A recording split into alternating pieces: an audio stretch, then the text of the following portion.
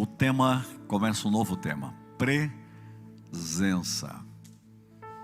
Esse tema é muito reflexivo e um livro básico vai ser Ezequiel. Acho que você deve ler Ezequiel, ficar assustado. Ezequiel é daqueles livros que você lê e você fica igual aquele eunuco que encontrou Filipe e diz assim: se alguém não me explicar, não vou entender nada, né?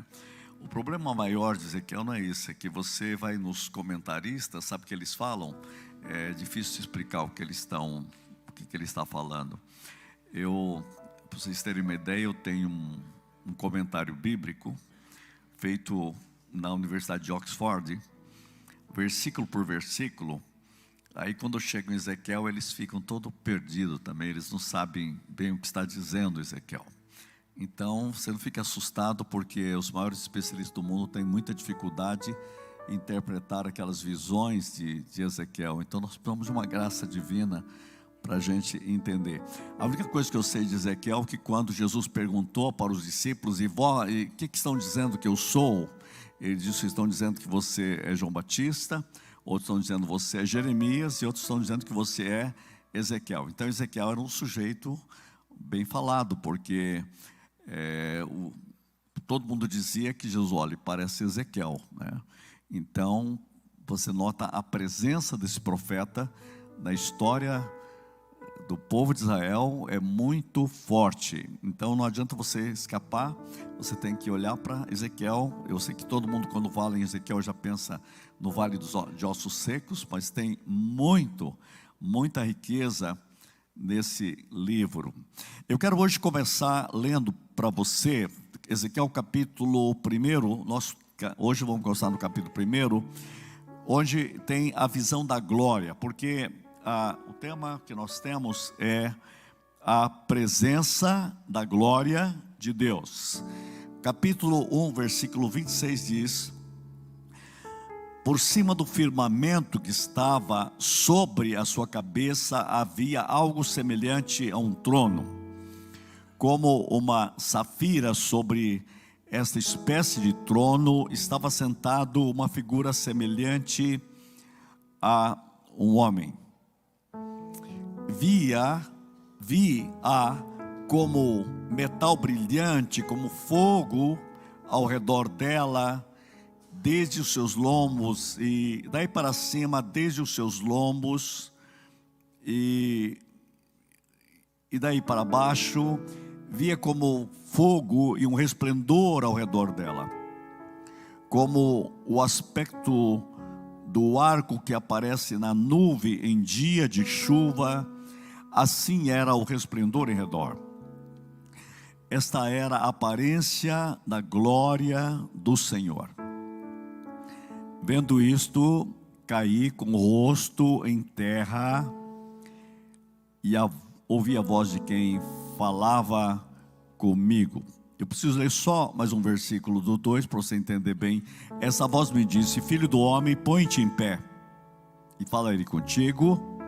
Então entrou em mim o Espírito, quando falava comigo, e me pôs em pé, e ouvi o que me falava. Interessante essa visão que termina aqui no versículo 1 e 2 do capítulo 2. Quando a gente pega o Antigo Testamento, você sempre tem que migrar também para o Novo Testamento. E é muito importante que você compreenda essa relação. Então eu vou convidar você para ver Pedro, capítulo 1, versículo 3. Capítulo 1 de... Olha, 2 Pedro, capítulo 1, 2 Pedro, capítulo 1, versículo 3.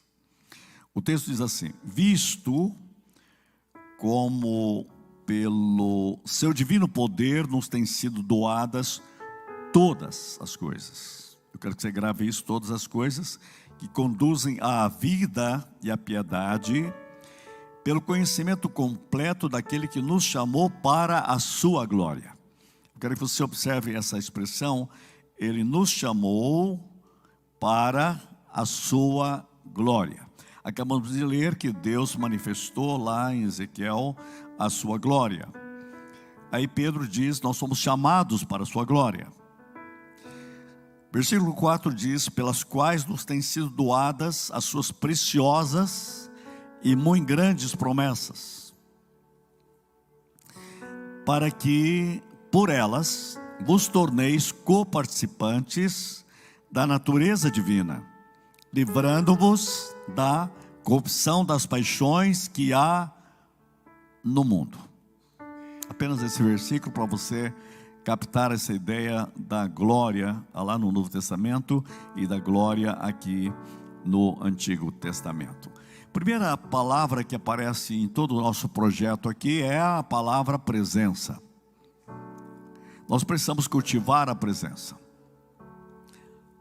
Eu fui muito impactado com esta história. Eu não consegui falar em presença sem voltar a esta história de Gales. Isso aparece num livro chamado Uma Igreja Irresistível. Uma igreja que atrai aplauso do céu.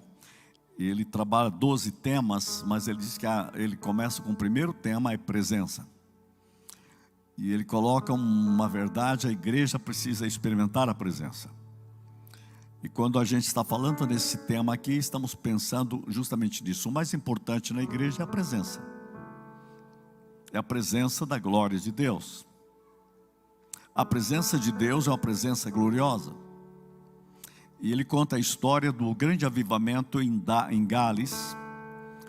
E eu sou um fã muito grande do que Deus fez em Gales. Eu leio sobre Gales desde que eu era adolescente. E sempre fico na expectativa de dizer: Senhor, por que o Senhor não faz isso outra vez? Gales foi impressionante. O avivamento foi muito forte, que aconteceu entre jovens. Milhares de pessoas foram salvas. E aquele avivamento expandiu para o mundo e criou nos Estados Unidos o grande avivamento da rua Azusa. Começou em Gales, muita gente não sabe disso, com um grupo de jovens. A glória da presença de Deus era muito forte. E há uma história de que alguém começou a vir gente do mundo inteiro para ver o que está acontecendo em Gales, né? Naquela época não tinha internet, não dá para ver do jeito que nós podemos ver hoje. Eles tinham que ir. E alguém chegou de trem. E ele chegou numa pessoa lá da ferroviária e perguntou o seguinte: como que eu faço para achar a igreja onde prega o Evan Roberts, onde está acontecendo o avivamento aqui? Ele disse: é muito fácil, basta você ir indo, que a presença de Deus o atrai para lá. Continue só andando, a presença de Deus vai levá-lo lá. Presença. Presença. Muita gente viveu comigo que nós vivemos na tarde de esperança. Houve um momento de um grande derramar da glória. Pessoas vinham de muitos lugares. Eu me lembro que ninguém mais marcava trabalho na terça, 3 às 5 da tarde. Mudaram as agendas na cidade toda. E eu lembro um dia que chegou um senhor na porta. E eu estava assim meio no pátio, para lá na rua Mato Grosso. Chegou um senhor. E ele disse: eu posso entrar? Eu disse: quem convidou o senhor? Ele disse: ninguém. Mas eu estava em casa e eu disse: eu preciso de algo para mudar a minha vida. E comecei a andar e alguma coisa me trouxe aqui. Ele disse: vai ter uma reunião daqui a pouco, então você é convidado. Ele entrou e Deus mudou a vida dele. Ninguém convidou, era a presença. A igreja precisa viver a presença. Não há nada mais importante do que a presença. E falar em presença é experimentar a presença da glória. A presença de glória de Deus na sua vida, a presença da glória de Deus na sua família. Quando você observa Jesus em Caná da Galileia no casamento, para mim a mais forte frase lá é essa: manifestou ali a sua glória. Sei que todo mundo gosta de pensar no milagre, mas o mais importante não foi água virar vinho, o mais importante foi manifestou ali a sua glória. Com milagre ou sem milagre, o que eu preciso é da presença. E é interessante que você começa a compreender isso, a sua mente volta para a Bíblia e você vai para Ezequiel. Quando você chega em Ezequiel, que é tão difícil de entender aquelas visões dele, mas eu quero colocar para você algumas coisas. Primeiro, você entender o contexto que está acontecendo. Ezequiel está escrevendo dentro de um cativeiro. O povo de Deus está exilado. Esse exílio está tão forte que eles vão ficar 70 anos na Babilônia. Eles têm que viver no exílio. Viver no exílio é viver longe da terra da promessa. Isto acontece por volta do ano 595 a.C. É um exílio. Isso é muito forte para nós hoje, porque a igreja hoje também, no mundo atual, ela vive no exílio. Eu não sei se você tem essa percepção quando você começa a assistir televisão e olhar notícias, você se sente exilado, você diz: eu não pertenço a isso aqui. Já tem sido falado mesmo que a igreja está vivendo hoje no exílio. Muita gente não percebe. Você fala: não é isso que eu quero. Então você tem que pegar essa imagem do exílio e colocar de novo aqui. É no exílio que eles vão dizer assim, quando eles falavam: cante as canções. Ele disse: como vamos cantar as canções do Senhor em terra estranha? Viver a vida cristã é viver em um mundo estranho. Eu não sei se você tem ouvido isso, mas os sociólogos estão falando isso: o mundo está muito estranho. Os psicólogos estão dizendo: o mundo está muito estranho. Os psiquiatras, mais forte ainda: o mundo está muito estranho. Você já percebeu ou não? Você se sente exilado neste mundo. Então essa mensagem tem a ver com você. O mais importante nesse exílio é que há uma presença. E é isso que Deus vai usar Ezequiel para dizer: olha, há uma presença. O que vocês precisam mais é de mim. Consegue entender isso? Eu sei que tem gente que vem à igreja e diz: eu tenho que mudar, nós não aguentamos mais a Babilônia. Aí chega alguém e fala assim: não, mas vai piorar, vai ser de ferro agora. Aí você diz: é falso profeta. Tem gente que vai, o pessoal, né, o pentecostal vai dizer: está amarrado. Eu rejeito. Mas o profeta de Deus diz: vocês precisam de viver Deus no meio das lutas. E é interessante que no Novo Testamento, quando Pedro está falando para a igreja, está falando para a igreja que está sofrendo. E aí ele traz também vocês foram chamados para a glória de Deus. Aí ele diz assim: Jesus, quando foi ultrajado, não revidou com o traje, mas ele entregou-se àquele que julga retamente. Tem muita gente que quer entregar o problema, quer entregar os outros para Deus julgar. Não, ele não entregou os outros, entregou a ele mesmo. E por isso que Pedro vai falar que Deus cobre você com a sua glória nas horas de tribulações. A glória de Deus vem sobre a sua vida. Eu vou dizer uma coisa para você: nas horas mais difíceis da minha vida foi onde eu mais experimentei a presença da glória. Só quem vive sabe. E a glória de Deus que vem naquelas horas que você parece que não tem saída, aí você rende-se. e a glória vem. Esse é o clima, esse é o contexto. Quando você compreende isso, neste contexto, a palavra de Deus veio sobre Ezequiel. Então, quando eu volto aqui, vamos lá, Ezequiel, diz o texto, no versículo 3, veio expressamente a palavra do Senhor, Ezequiel.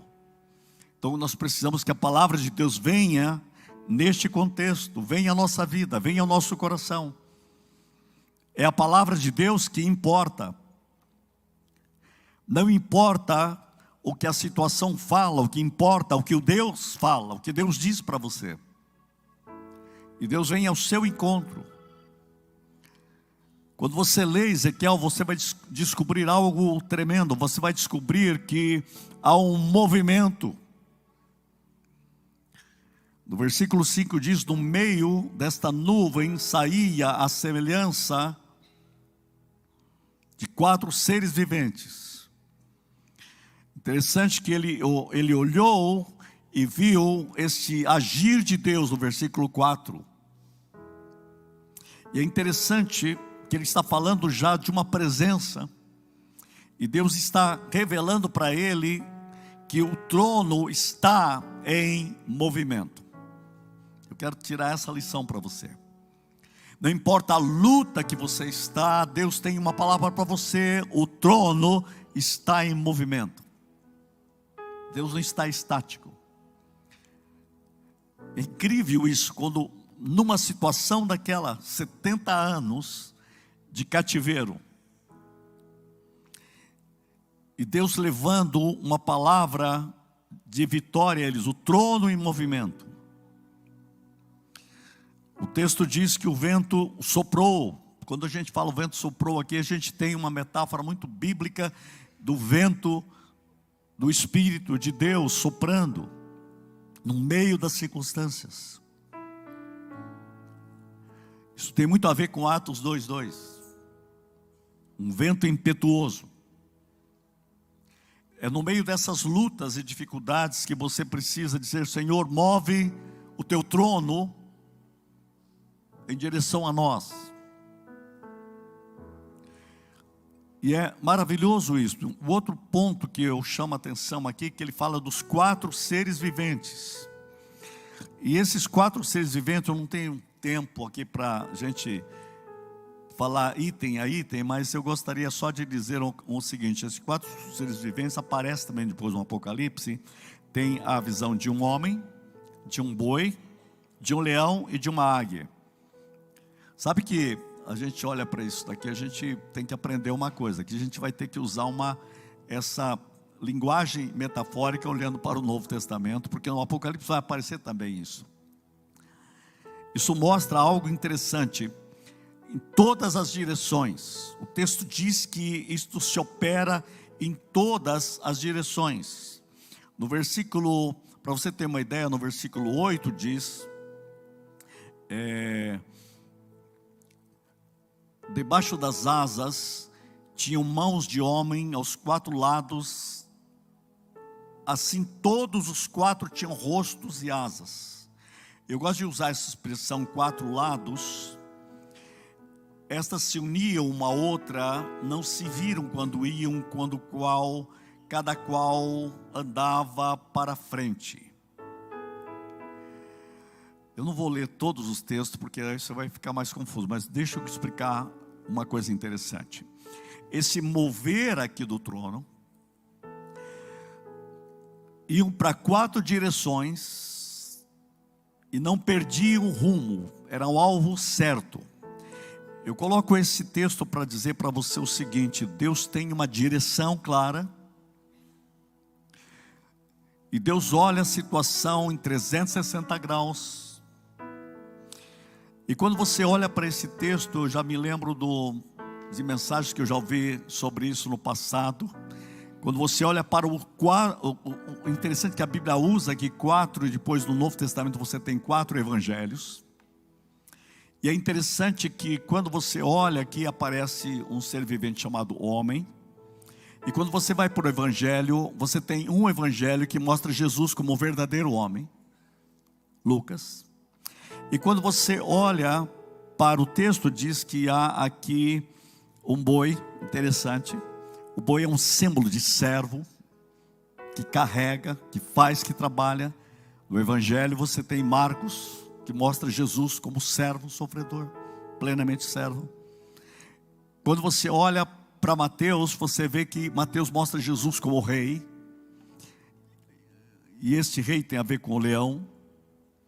E quando você olha para João, você vê Jesus como Deus. E o maior símbolo que aparece no Antigo Testamento tem a ver com a águia. Olha que interessante. Eu poderia colocar aqui um movimento. Eu quero trazer aqui Ezequiel para dentro do Evangelho para dizer assim: nós precisamos do mover de Deus. E o mover de Deus tem a ver com o Evangelho na sua vida. E ele tem uma direção para você. E você precisa compreender Deus nessa dimensão de que Jesus Cristo é verdadeiramente o homem, Ele é verdadeiramente servo, Ele é verdadeiramente rei e Ele é Deus. E quando você liga isso com o Apocalipse, fica mais fácil ainda você entender isto. Interessante que a Bíblia fala dessa presença gloriosa de Deus. No versículo 13 de Ezequiel, fala do aspecto dos seres viventes como carvão em brasa, semelhante a de tochas. O fogo corria resplandecente por entre os seres e dele saía relâmpagos. Os seres viventes zigue-zagueavam. Olha que palavra difícil, hein? A semelhança de relâmpagos. Sabe o que significa isso? Significa que a glória de Deus se manifesta purificando. Hebreus capítulo 12, Hebreus 12, 29, diz que Deus é como fogo consumidor. A presença da glória. Uma outra metáfora que a gente observa aqui muito forte em Ezequiel, e que a gente fica confuso, porque ele fala de rodas, e depois rodas dentro de rodas, e de rodas cheia de olhos. A primeira vez que eu li isso, fiquei mais confuso ainda, porque eu li na minha adolescência um livro chamado Eram os Deuses Astronautas, e eles estavam tentando explicar que Ezequiel viu foi uma nave espacial. E foi a primeira interpretação que eu fiz de Ezequiel, e a gente já estava confuso, aí ficou mais confuso ainda, né? Eram os deuses astronautas, não sei se alguém lembra deste livro, né? E era uma tentativa de dizer que essas rodas, ele estava vendo um disco voador, né? Porque parece a ideia de um disco voador aqui. Os filmes hoje é mais comum você ver isso, mas você imagina, na década de 70, 80, a gente lê, eram os deuses astronautas, e a gente ficava confuso com isso. Mas eu estava vendo os comentaristas, e você vai ver isso no versículo 15, no versículo 15, visão das quatro rodas. Versículo 16 diz: o aspecto da roda é de sua estrutura. Eu não vou ler todo o texto, mas o que eu quero mostrar para vocês, que elas vão, versículo 17, em quatro direções. Elas não viravam. Quando você vai no Apocalipse, no capítulo 4, versículo 8, eu quero mostrar isso para mostrar a glória aqui. Apocalipse, capítulo 4, no versículo 8 e no versículo 9, preste atenção, 4, 8 e 9, diz assim: e os quatro seres viventes, tendo cada um deles, respectivamente, 6 asas, e são cheios de olhos ao redor e por dentro, não tendo descanso nem de dia nem de noite, proclamando, olha só a glória de Deus aqui: Santo, Santo, Santo é o Senhor Deus, o Todo-Poderoso, aquele que era, que é e que há de vir. Que há de vir. Ele está falando da glória. Quando esses seres viventes deram glória, honra e ações de graças ao que se encontra sentado no trono, ao que vive pelos séculos dos séculos. E é interessante que logo depois aparece, versículo 11: Tu és digno, Senhor e Deus nosso, de receber a glória, a honra e o poder, porque todas as coisas tu criaste, sim, por causa da tua vontade vieram existir e foram criadas. Você observa uma relação aqui, que aparece lá em Ezequiel e aparece aqui. Qual a interpretação disso para nós? Para mim só tem uma direção. A direção única está falando da santidade de Deus. A direção única significa que, se você olhar para os evangelhos, apontam para Deus numa direção única. E o texto do Apocalipse mostra que alguém está no trono, e o trono é o que criou o universo, tem a ver com Cristo, a glória de Cristo. O que se vê aqui é o Espírito Santo movendo-se, glorificando a Cristo.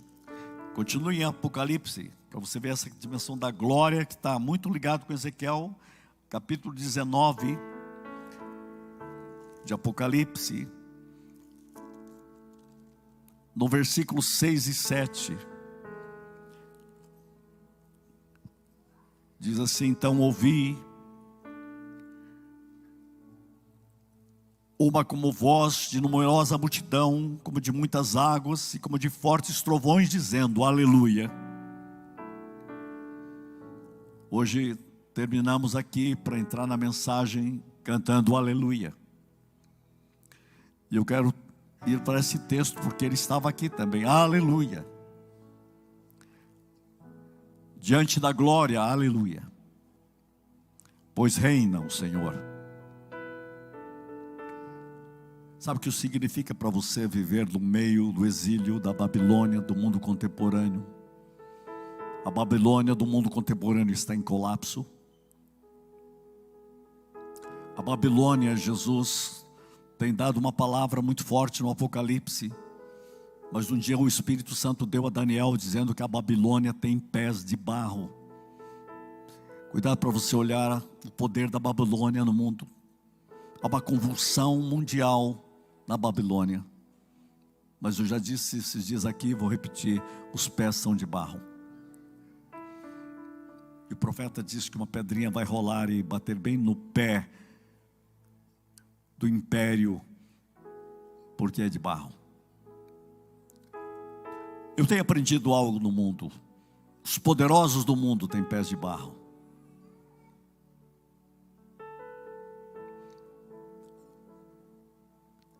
Eu sei que você assiste, eles mostram a cabeça de ouro, mas eles escondem o pé. E é importante que você entenda que o Apocalipse está nos levando para experimentar a glória de Deus. Nada mais importante para a igreja do que a glória de Deus, mesmo no exílio. Mesmo no exílio. Eu sei que você diz: Senhor, liberta-nos do exílio. Mas Deus diz: puxa vida, por que vocês não pedem a minha glória, a minha presença? Experimente a minha presença. Experimente a minha glória. Aleluia. Pois reina o Senhor nosso Deus. Versículo 6. Nosso Deus, o Todo-Poderoso, alegremos-nos e exultemos e demos-lhe glória, porque são chegadas as bodas do Cordeiro, cuja esposa a si mesmo já se ataviou. Pois foi-lhe dado vestir-se de linho finíssimo, resplandecente e puro, porque o linho finíssimo são os atos da justiça dos santos. Eu quero convidar você hoje, nesta manhã de ceia, dizer: Senhor, faça-nos experimentar a glória da tua presença. Você vai ver no versículos 26 a 28 que eu li, quando a glória de Deus manifestou, a Bíblia diz que, Ezequiel diz caía aos seus pés. No Apocalipse também lemos, caía aos seus pés, diante da glória. A glória de Deus chama você a ouvir a voz de Deus e cair aos seus pés. A presença da glória de Cristo na sua vida. Eu quero terminar com 2 Coríntios capítulo 5, versículo 18. A igreja precisa viver essa presença da glória. 2 Coríntios 5, 18. Vamos terminar com esse texto. Coloca ali para mim, 2 Coríntios. Ora, tudo provém de Deus, que nos reconciliou consigo mesmo, para o louvor desta glória. Há um texto que eu quero que você abra o seu coração diante de Deus agora. Coloque capítulo 3 para mim, 18. E todos nós temos que contemplar a glória do Senhor. E o texto diz: somos transformados. Eu quero que você pegue essa palavra nesta manhã. Somos transformados, contemplando a glória. Somos transformados. Ezequiel experimentou a glória de Deus. A glória da presença de Deus nos transforma no exílio. Você está pronto a render-se a Deus, a render-se a Cristo? Enquanto ele falava comigo, caí aos seus pés, e ele me pôs de pé. Deus quer colocar você, a glória de Deus vai levar você a ouvir a palavra e colocar-se em pé para enfrentar a situação do mundo novo. Pai, que o teu Espírito esteja trabalhando no nosso coração, nossa mente, nossa vida, e a gente possa experimentar a glória, tua presença, Senhor. A tua palavra diz que contemplando a glória do Senhor somos transformados de glória em glória.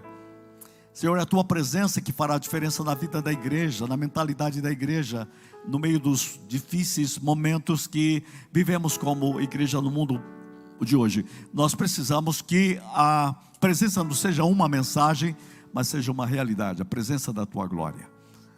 Nós recebemos a tua palavra em nome de Jesus. Quem recebe diz amém.